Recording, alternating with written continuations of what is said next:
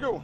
We had a good week of practice, and we try to address some of the open field stuff that happened to us in the fourth quarter of the game last week, and so we took a lot of time and worked on pursuit angles and stuff like that, little things that you sometimes take for granted as coaches that you can't overlook when you got a lot of younger guys in the second level of your defense.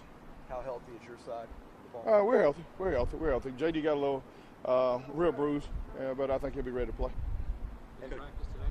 Huh? Did he practice? No, he was out there just watching today. He didn't practice today.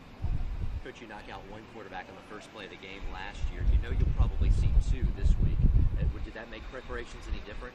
Well, they're two different kind of quarterbacks, and we know if two is in the ball game, he's gonna run the football a lot more than 11 will, and 11 is more of the passing quarterback. But we're gonna have to stop both of them, and they play both all season, and we fully expect them to play both this season, to this game.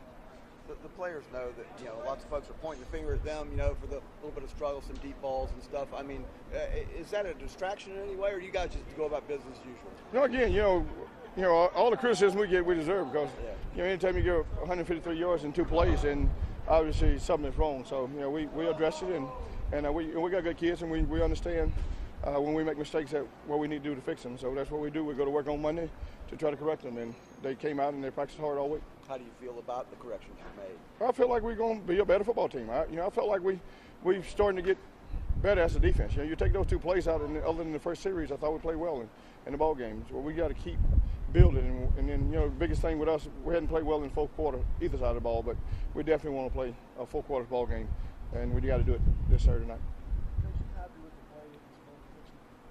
Again, I'm not happy that it would play at a lot of positions, not just a spur. We definitely want to be more productive. We've always had a lot of productivity out of those guys that played that position in the past. But we know what we got at spur, but we need more production in the perimeter. We need in the secondary. We need more production up front. So it's not just one position on defense. We got to make sure all 11 are doing what the defense called for them to do, and we'll be okay. Has it been an adjustment for the defense at that spur position, going to guys outside from some of the guys in the past?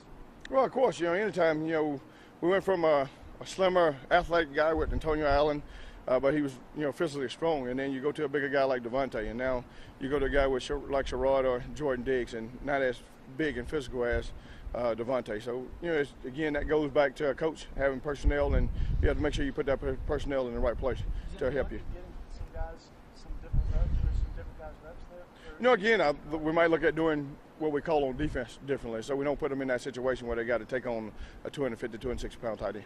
What does Lorenzo Ward have to do to get in there a little bit more? Knowledge. And again, that's, we throw in a lot of freshmen into the fire and a lot of young guys. And so, even Lorenzo, I read in the paper yesterday where he said, you got to learn what to do. And that's one thing about, we're trying to keep it simple on defense, but you got to be able to make some adjustments.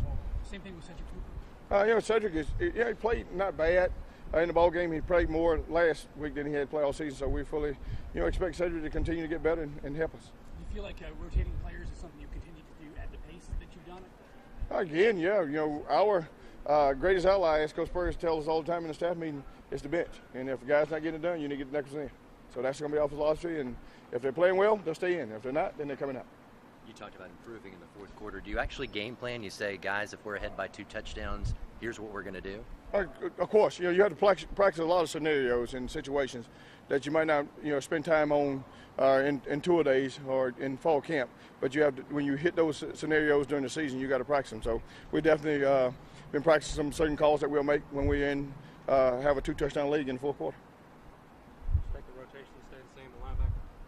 Yeah, again, whoever's playing better, playing the best, they'll stay in, and if they're not, then we'll get the next one in. I think everybody's healthy. Everybody's healthy. Anything else for Coach Ward? Thanks, Coach. All right.